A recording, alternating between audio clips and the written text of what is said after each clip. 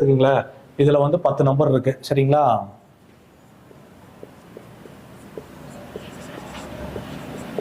இந்த நம்பரோட டோட்டல் 64 வரும் சரிங்களா. மொத்தம் இதுல எத்தனை எண்கள் இருக்குதுங்க? செல்போன் நம்பர்ல 10 எண்கள் இருக்குது. டோட்டல் பண்ணா 2 எண்கள் இருக்குது. மொத்தம் 12 எண்கள் வருது சரிங்களா. மொத்தம் 12 எண்கள் இந்த மொபைல் நம்பர்ல வருது. மொத்தம் எத்தனை கட்டம் இருக்குதுங்க ராசி மண்டலத்துல? 1 2 3 4 5 6 7 8 9 10 11 12. இப்போ இந்த 12 கட்டத்துலையுமே இந்த 12 நம்பர் வேலை செய்யும் அப்படிங்கிறத நம்ம ராஜசேகர ஐயா கண்டுபிடிச்ச விஷயம். எங்களுடைய குருநாதர் ராஜமலை ராஜசேகர ஐயா கண்டுபிடிச்சி எங்களுக்கு கொடுத்தது. அதை நம்ம ஜோதிடத்தோடு எப்படியெல்லாம் கனெக்ட் பண்ணி நம்ம வாழ்க்கையில் வெற்றியாளர் ஆகிக்கலாம் அப்படிங்கிறது என்னோட ஆய்வுகளையும் நான் கடந்து வந்த பாதையில் வாடிக்கையாளர் ஜெயிக்க வச்ச விஷயத்தையும் உங்களுக்கு சொல்கிறேன். அப்போ இந்த இதில் இருக்கக்கூடிய 2 எண்கள் வந்து பார்த்தீங்கன்னா, முதல் 2 எண்கள் ஜாதகரை குறிக்கும். இது வந்து ஜாதகர்.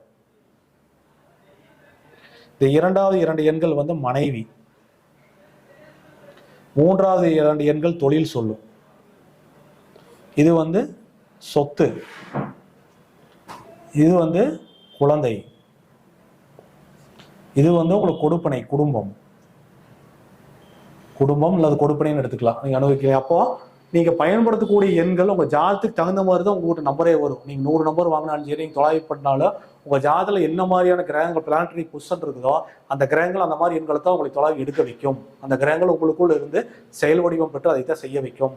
நல்ல எண்கள் வச்சிருக்கிறவங்கள நாங்களும் பார்த்துருக்கிறோம், நல்லா தான் இருக்கிறாங்க. அது இயற்கையாகவே அவங்களை தேடி வந்தது, வரப்பிரசாதமா இயற்கையாகவே அவங்களை தேடி வந்தது. ஏன்னா இன்னும் நிறைய பேர் பார்த்துருப்பீங்க, ஒரு வாகனம் வாங்கியிருப்பாங்க, ரொம்ப வருஷமா வச்சிருப்பாங்க, அது துரு பிடிச்சே போயிருக்கு, இருந்தாலும் தொடச்சி வீட்டில் வச்சிருப்பாங்க. அந்த வண்டி வந்ததுக்கு அப்புறம் தான் எனக்கு அதிர்ஷ்டம்பாங்க. ஒரு வாகனம் வாங்கி அவருக்கு நல்லா இருந்திருக்கு, அதே வண்டி நம்பர் 10 வண்டி வாங்கியிருப்பாரு, எல்லாத்துக்கும் ஒரே நம்பராக வச்சிருப்பாரு. இந்த மாதிரி நிறைய நம்ம பார்க்க முடியுது. அதுல இயற்கையா வந்து அவருக்கு அவர் ஜாதத்துக்கு தகுந்த இயற்கையான நல்ல எண்கள், அவருக்கு நல்ல கிரக கால நேரங்கள் வருகின்ற பொழுது, தசாவதி நடக்கிற பொழுது, யோக பாக்கியம் நடக்கிற தசைகள் நடக்கும்போது நல்ல நபர் இயற்கையாகவே அவருக்கு வந்துருது அந்த ஜாதகருக்கு. அப்போ அவர் அதை பயன்படுத்துகின்ற பொழுது ஆட்டோமேட்டிக்காக அந்த கிரகங்கள் எண்களாகவே அவர் வாழ்க்கையில் வந்து பயன்பாடு பண்ணி வெற்றியாளர் ஆக்கியது. உதாரணத்துக்கு நான் அப்படியே சொன்ன பார்த்தீங்களா, என் ஜாதகத்தில் வந்து 66 79 ஒரு வண்டி வந்து இந்த ஃபீல்டுக்கு வராதுக்கு முன்னாடியே எனக்கு 2ஆம் பாவத்தை ஆக்டிவேட் பண்ணி விட்டு சிறப்பாக இருந்தேன். இந்த மாதிரி அந்த காலகட்டத்தில் நடக்கக்கூடிய திசை அமைப்புகளுக்கு தகுந்த மாதிரி இந்த எண்கள் நம்மளோட பயணம் பண்ணுது. அப்போ இந்த பிறப்பு ஜாதகத்தை நம்ம மாற்ற முடியாது. பிறப்பு ஜாதகங்கிறது இப்போ என்னோட ஜாதகம் போட்டப்போ வாடிக்கையாளரோட ஜாதகம் நான் போட்டேன். பிறப்பு ஜாதகத்தை நம்ம என்னைக்குமே மாற்றி அமைக்க முடியாது. அதாவது சித்திரை மாதம் எப்படி வெயில் சுட்டெரிக்குமோ, சித்திரை மாதம் சூரியன் கடுமையான வெயில் தாக்கத்தை கொடுப்பான்னு எல்லாத்துக்குமே தெரியும்.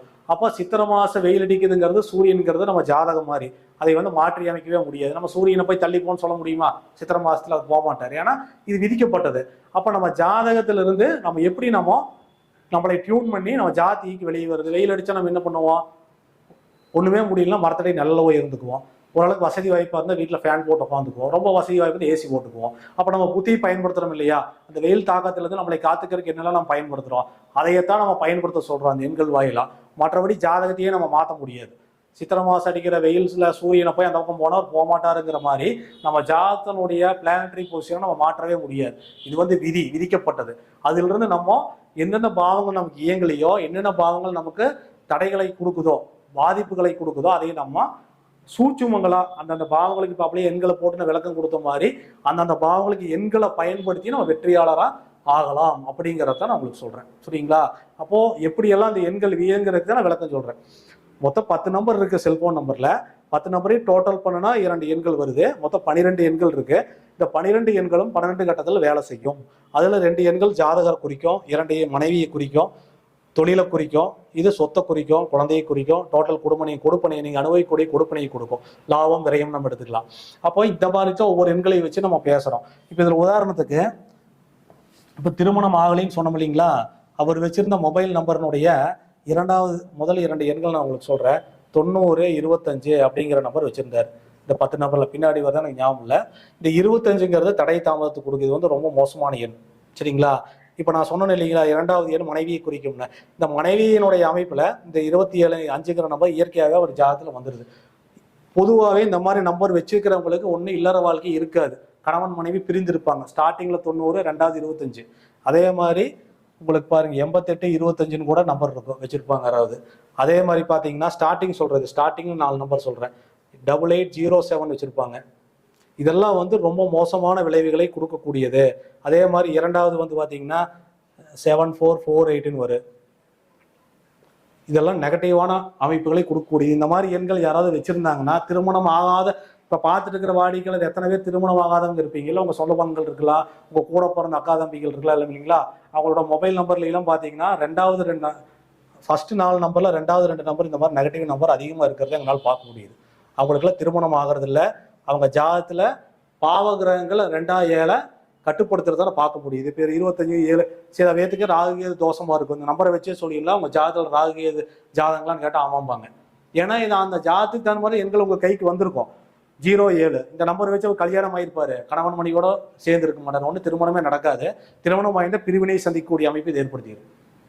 இந்த மாதிரி நம்பர் வச்சிருக்கிறவங்களுக்கு 74-48 வச்சுக்கிறவங்களுக்கு என்னன்னு கேட்டிங்கன்னா தினசரி சண்டை சச்சரவோடவே வாழ்க்கை நடக்கும். இது கணவர் பயன்படுத்தினா மனைவியை நினைச்சாவே டென்ஷன் ஆயிடுவார். அந்த அளவுக்கு டென்ஷன் ஏற்படுத்திட்டே இருக்குன்னா மனைவிக்கு கடுமையான மன உளைச்சல் டென்ஷனை கொடுத்து உடல் ஆரோக்கியத்தை கடுமையாக பாதிச்சிடும்.